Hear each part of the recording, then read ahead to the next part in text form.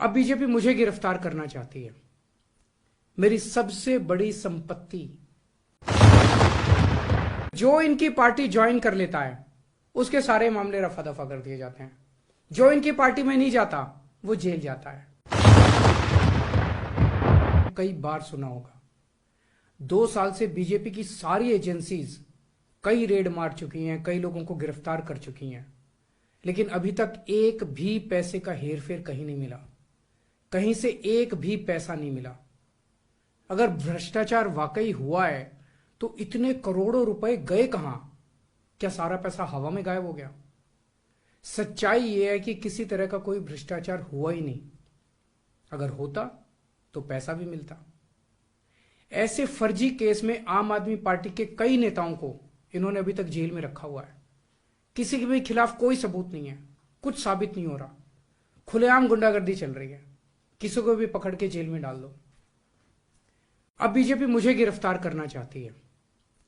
मेरी सबसे बड़ी संपत्ति, मेरी सबसे बड़ी ताकत मेरी ईमानदारी है। झूठे आरोप लगा के, फर्जी समन भेज के ये मुझे बदनाम करना चाहते हैं, मेरी ईमानदारी पे चोट करना चाहते हैं। इन्होंने मुझे समन भेजे हैं। मेरे वकीलों ने मुझे बताया कि ये समन गैर कानूनी है। क्यों गैर कानूनी है? ये मैंने इनको विस्तार से लिख के भेजा है।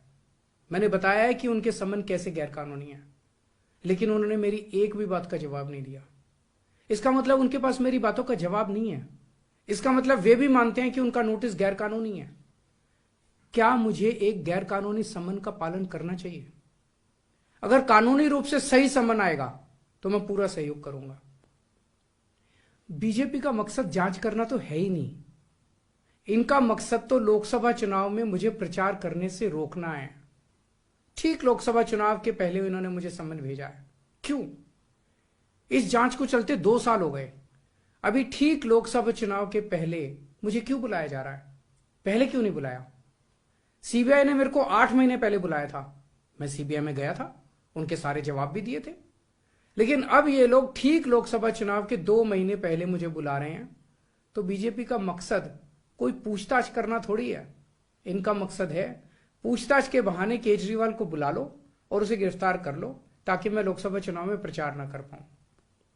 आज बीजेपी भ्रष्टाचारियों को नहीं पकड़ रही, बल्कि खुलेआम ईडी और सीबीआई का इस्तेमाल करके दूसरी पार्टियों के नेताओं को तोड़ के बीजेपी में शामिल करवाने का काम किया जा रहा है। एक नहीं, 2 नहीं, कितने उदाहरण हैं जहां किसी पार्टी के नेता के खिलाफ ईडीआई सीबीआई के मामले चल रहे थे या उन पे गंभीर आरोप लगे हुए थे। जैसे ही वो नेता बीजेपी में शामिल हुए, उनके सारे पुराने मामले बंद कर दिए गए या ठंडे बस्ते में डाल दिए गए। तो जो इनकी पार्टी ज्वाइन कर लेता है उसके सारे मामले रफा दफा कर दिए जाते हैं। जो इनकी पार्टी में नहीं जाता वो जेल जाता है।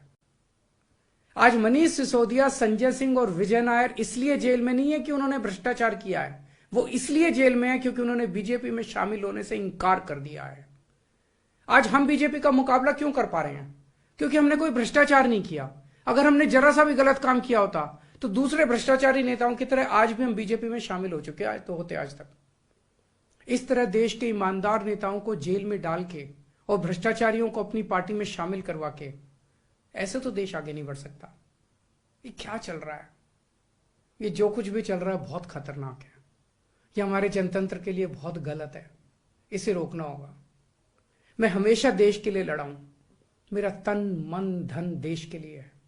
मेरी एक एक सांस देश के लिए है। मेरी खून की एक एक बूंद देश के लिए है। मेरे शरीर का एक एक कतरा देश के लिए समर्पित है। हमें मिलकर देश को बचाना है। मैं पूरी जी जान से इनके खिलाफ लड़ रहा हूं। आपका साथ चाहिए।